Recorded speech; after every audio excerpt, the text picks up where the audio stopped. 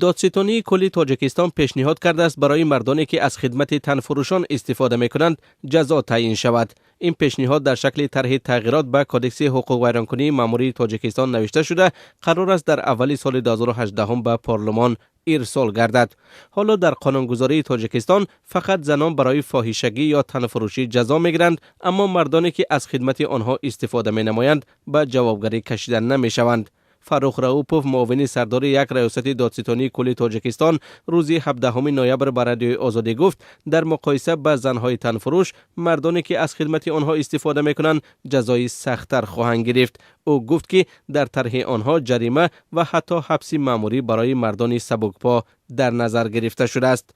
مریم دولتova جامعه شناس تاجیک روز 17 نوامبر به رادیوی آزادی گفت هنوز 10 سال پیش با انشای یک مقاله پیشنهاد کرده بود برای فاحشه شدن یک زن باید 12 مرد جزا بیند. برخی از مردهای تاجیک از این پیشنهاد استقبال میکنند، اما برخی دیگر میگویند مقامات و زنان فرصت طلب میتوانند که از آن به نفع خود سوء استفاده نمایند.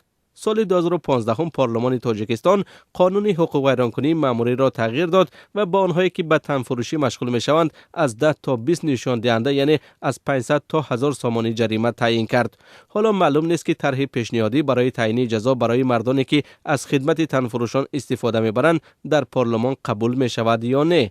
اما بدون شک پیشنهاد مذکور از طرف حامیان حقوق زن در تاجیکستان استقبال خواهد شد.